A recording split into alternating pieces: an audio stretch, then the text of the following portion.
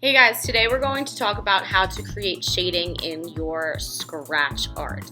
Now, scratch art is similar to pen shading, although it is the complete opposite.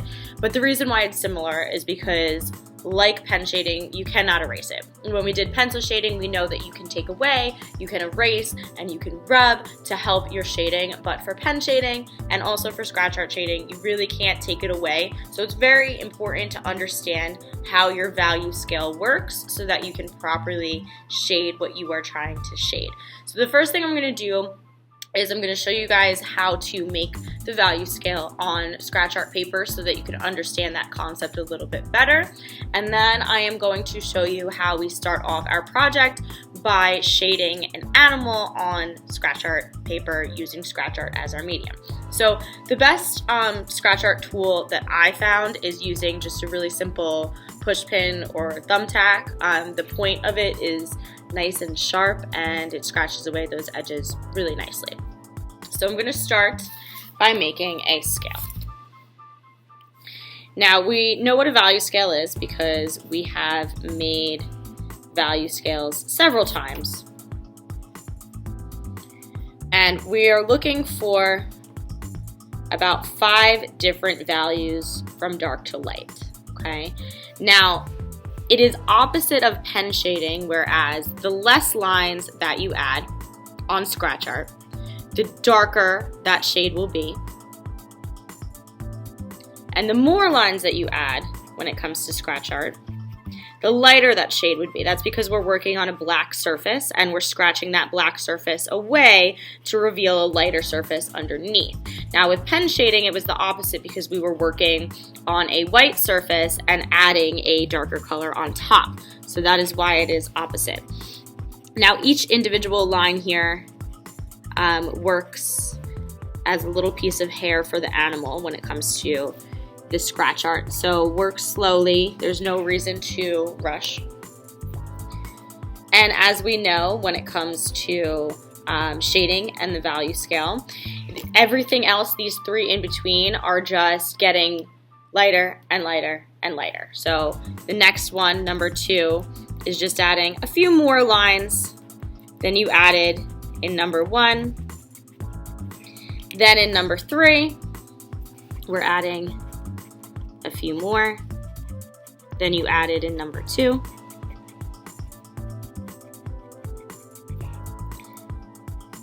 Number 4, a few more than that.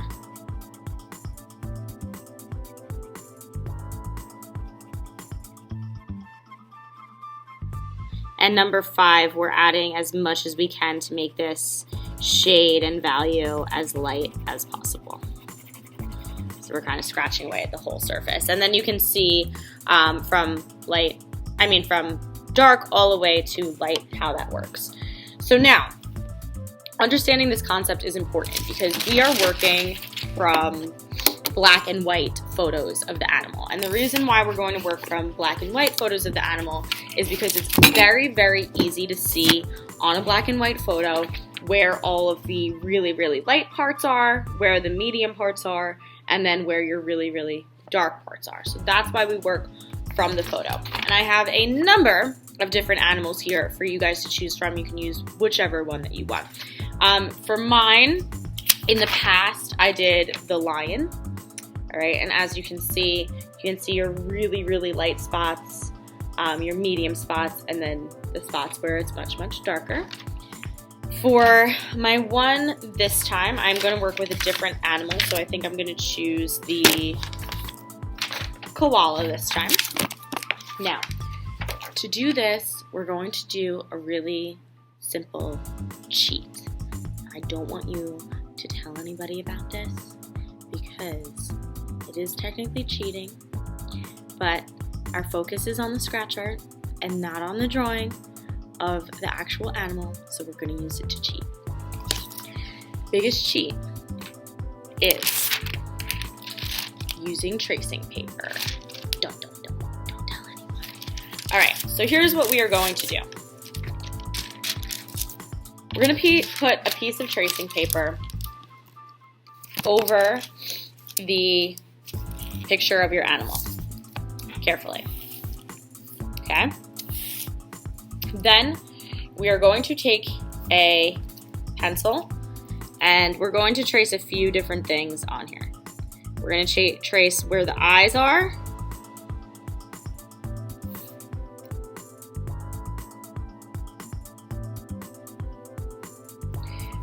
And we're going to trace where the nose is.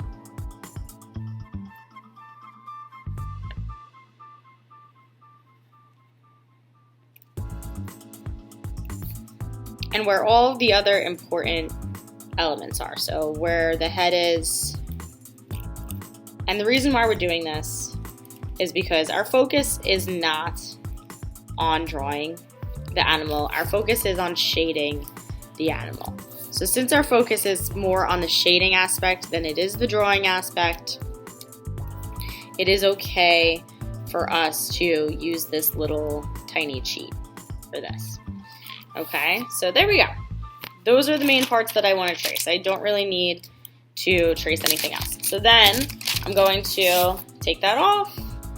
I have a reveal of what I'm looking for before I add it to the actual scratch art paper. So then from there, I'm going to take my scratch art paper, okay, and I'm going to put it underneath my tracing paper, and I'm going to retrace, kind of pressing a little bit harder, and it's going to very lightly reveal itself on the tracing paper underneath.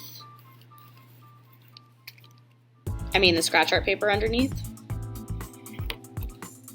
So just carefully go over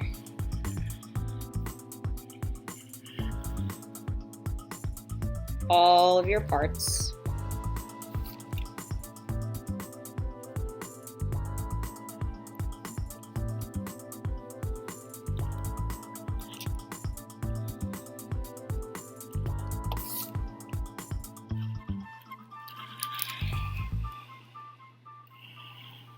Okay, and then take it off to reveal. Now, I don't know if you can really see, it might be kind of hard to see, but it is very, very lightly revealed on there. So then what I can do from there, just so I can make sure that I see it, is I want to take my scratch art tool and I want to just now go over those lines one more time so that they're really clear and obvious to me, so that when I do begin the shading process with the scratch art, my focus is not on drawing the animal, it's on adding all of the shades and everything to the animal.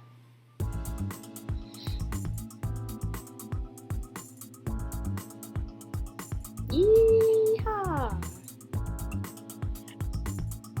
Get this other eye in there.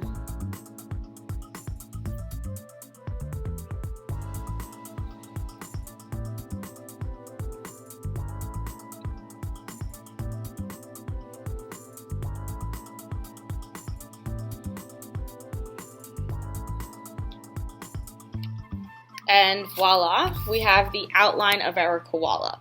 Now, just like with shading with pencil and just like with shading with pen, having our paper, our black and white printout paper while we shade is very, very important. I cannot stress enough how important it is.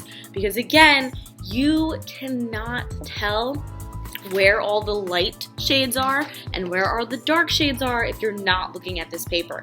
You need to be looking at this paper as a reference, or else you will not be able to properly shade.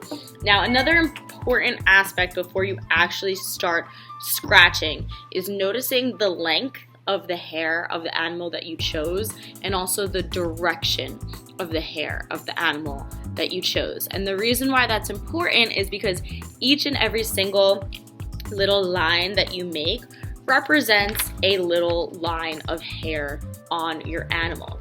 So for example, the koala has really, really short hair around the whole head and the body, but then on the ears it has longer hair.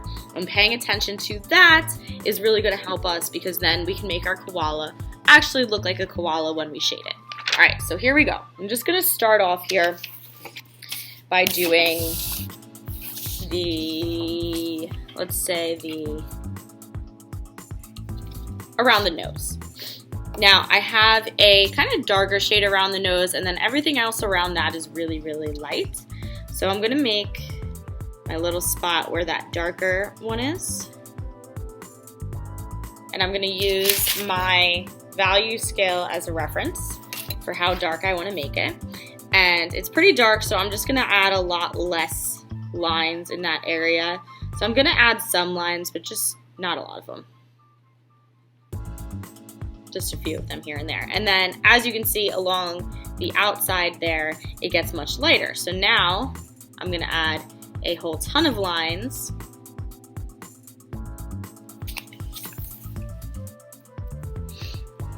along the outside. And again, the koala has really, really short hair on the face. So each of my lines is just one very, very short line to represent that short hair that the koala has. And I'm kind of just scratching away, scratching away, noticing where all of that is on my koala. Okay, now, again, it's kind of lighter and darker around where the nose is. So I'm just gonna add lines where I feel like that needs to be broken apart. I have my lighter spots where I'm gonna add more lines, because again, when you scratch away more lines, you can reveal the color underneath and make it much lighter, and then less lines where it's a little darker. Now on the ears, so I'll just keep going like that around the whole face to shade it. On the ears, the hair is a bit longer and the direction is a bit more straggly, so I'm gonna add kind of some curved lines in there